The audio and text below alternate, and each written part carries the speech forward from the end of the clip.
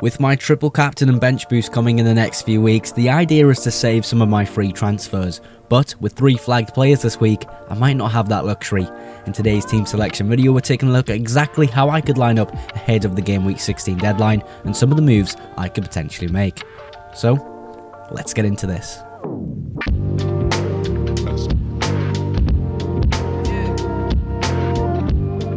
Welcome back to the channel and welcome to today's team selection video. I have 3 flagged players, but thank God we've just been given 5 free transfers. I'm looking at a very meta striker and a midfielder who's owned by 0.5% of players. If you are brand new to the channel, make sure you've clicked that subscribe button for future FPL content and make sure you like today's video as well. It's one of the best ways to support the channel and it literally takes 2 seconds, guys. I'd really appreciate a like and a subscribe on today's video. Well, let's get stuck into the defense here because we already have a few issues that we need to be aware of. Now, Saliba, for me, in the past few weeks, I've needed him to play. He hasn't been available, and it's really killed my FPL team. I'm not sure I want that to happen again this game week, especially when his fixture is Wolves at home. We're hoping that he is fit and ready to go for this game. I think he should be, with missing the last 2 and having plenty rest now from what was supposedly just a small knock. So, fingers crossed he's back this game week. I'm really hoping to get some solid news before the deadline about Saliba. We do have a little bit of a concern about Julian Timber now, which, again, just before Arsenal perhaps have their best defensive fixture of the season, both of my Arsenal defenders are just no good. I don't know what to say. It's just so unlucky, but Timber apparently has a small knock from the Aston Villa game. Typical, just before this game. I can't believe it, but I do think they both should feature within this fixture. It is one of those games, though, where if there is an injury there for Timber, for Saliba, Wolves is probably the game to rest them. So I am very cautious about that. And of course, David Raya definitely will play. Wolves at home. At least, hopefully, we'll have one Arsenal defender if these 2 are injured. We've got Virgil van Dijk. A lot of sort of criticism goes towards the Liverpool defence, and rightly so. They have been pretty awful. But I'm thinking about having the 5 free transfers, having my triple captain left, having my bench boost left. I really want to be saving transfers, so I don't think transferring them out is necessarily the best idea for my side going forward as a longer term view. So we look at Virgil van Dijk's fixtures. The next 4 game weeks are pretty good, I would say, in terms of fixtures. 3 out of the 4 are home games, and of course you're facing Wolves and Leeds in game weeks 18 and 19, potentially game week 18 being my bench boost window. So I overall think that keeping Virgil van Dijk isn't actually a bad idea for my team this game week, just as a longer term view for my side and the health of my side.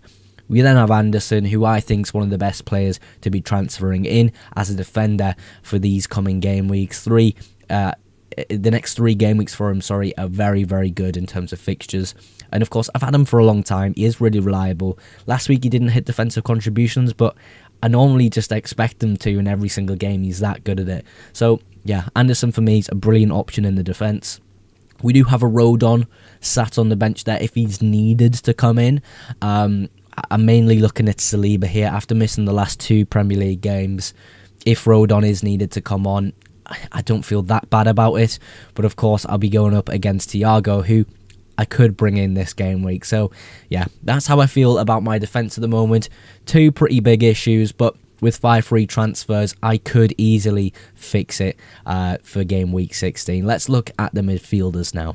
Now, there aren't any flags in the midfield here, but there are transfers I'd like to make either this week or in the coming game weeks. Firstly, with Reinders on the bench.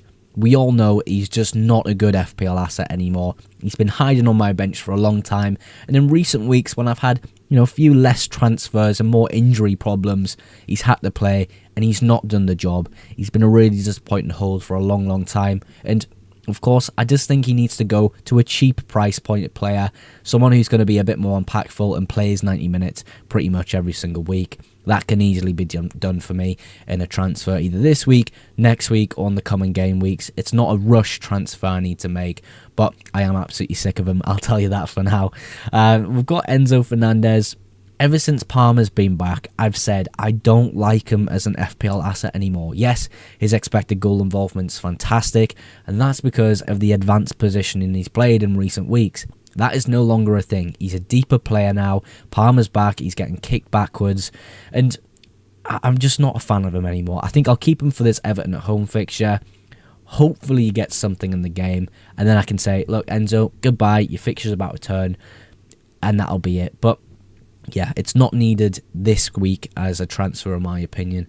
A player that could potentially move this week is Minte. I don't really like the Liverpool away fixture. Some of the fixtures coming up are pretty difficult, but you've got some really good ones in there as well. I'll kind of showcase that now. Sort of Liverpool away, not great in my eyes, but of course Liverpool do leak goals. You've got Sunderland at home. I think Sunderland are a good defence. Yes, I'm a Sunderland fan. I'm going to be biased, but quite literally we are, data-wise, a good defence in the league. We get results, we grind out games, and it's hard to play against us. Arsenal away, probably the hardest fixture you'll have all season. Then you go into game week 19 and sort of game week 20, West Ham and Burnley. They're really great fixtures. So yeah, I could easily keep Minte for those games, but if I can bring in someone who has, short, greater fixtures in my eyes, I'm actually okay with that. So yeah, Minte could go this week and sort of maybe Reinders alongside of him, a cheaper player, and maybe a more impactful player with better fixtures in the next few weeks. Maybe a Harry Wilson we could look at there. In terms of the other two mids that I'm extremely happy with, of course, Bruno basically saved my game week 15 because I was on a red arrow from around a millionth in the world to 1.7 millionth in the world. Bruno and Cunha come along and just save the day. A small red arrow was still had there because of how bad everyone else did and the injuries I had in my squad. But 1.2, a little red arrow, I'm not too bothered. Thank you so much, Bruno Fernandes. Thank you, Cunha. And Bruno Fernandes, he's just such a good player. I've ranted and raved about him for weeks and weeks and weeks. Everyone's ignored me. He's finally had sort of a massive big haul. Everyone's jumping on, and rightly so. I think he's absolutely fantastic. We've got Cunha as well. Of course, against Wolves, he looked incredibly dangerous. I think he's a serious asset in FPL. And I know owning double Manchester United mids can backfire sometimes. They're not exactly this consistent all the time. In some games they may fall apart, like the West Ham game in particular. But I feel as though Cunha, playing up front for Manchester United when sort of, Xerxes isn't that preferred option, or even playing on that left-hand side, I think he's really great. We've seen against Wolves, sort of, yes, it was that sort of external factor, playing against an old club. He had so many shots. He looked really dangerous in the game. He was so unlucky not to come away with more.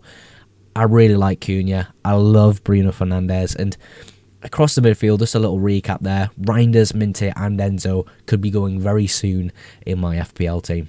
When will these injuries end? Another flagged player in Jean-Philippe Mateta this game week. Now, with Jean-Philippe Mateta, it seems to be a knee knock that's keeping him absent for tonight's fixture in the Conference League. Maybe it's a blessing in disguise, because when we spoke about Jean-Philippe Mateta this week on the channel, we've said he's got so many games coming up with the Conference Leagues and midweeks and the Premier Leagues at the weekend. It's just not going to be looking good for Palace players as a whole, in my opinion, because there are just so many games to be played here. And we'll sort of quickly look at his fixtures here, if I can pull that up for you guys. Manchester City at home this week. It's a bad fixture. I don't like it. Well, then we've got Leeds next week. I would absolutely love him for that game week. So the idea is maybe just to hold him for this week, and hopefully maybe we get some news that he's actually okay to play against City. Then we've got the Leeds game, then we've got the Spurs game, then we've got the Fulham game. I would love to own him for the next 4 at least, and then possibly sell him ahead of sort of Newcastle, Aston Villa, Sunderland, Chelsea, because I don't think that fixture run's particularly great for Jean-Philippe Mateta. So yeah, even though he's flagged, I think he'll play at the weekend. I just would love to keep him for those good fixtures. When it comes to Erling Haaland, though, he does have the captaincy armband this week. I would absolutely love to own a Bukayo Saka and captain him against Wolves, because that probably is the best captaincy option for game week 16 in my eyes. But with Palace having that injury news that Daniel Munoz is going to have surgery. I think it was on his knee. He's going to be out for a number of weeks. That's going to massively impact Crystal Palace's side going forwards and obviously defensively. So maybe Haaland turns into a much better captaincy option this weekend against Palace away. Who knows how that could impact Palace, that Daniel Munoz injury. But yeah, at the moment, Erling Haaland is my captain. Maybe the captaincy could fall on a Bruno Fernandes, but I definitely don't think the Bruno Fernandes captaincy this week is in the realms of a Saka or an Erling Haaland captaincy. So it is a very risky move you would have to make here. But at the moment, Erling Haaland does have the armband. We have Calvert-Lewin on the bench who could come in for someone, and yeah, I don't like that idea. I think I could get rid of Calvert-Lewin this week. In fact, what we'll do now is we'll move on to the transfer plan section of the video. I'm going to show you some of the moves I could make this game week to help my squad. Now, with my squad, I'm planning to use my triple captain next week on Erling Haaland, but the week after is my bench boost week. So the idea is I want to save as many transfers as possible for that bench boost week to really dominate the game week. I need this bench boost to be absolutely massive for me, and I think with the more transfers I have, the better that bench boost could be in the given game week. So we're kind of focusing on only making 2 transfers this game week with my squad.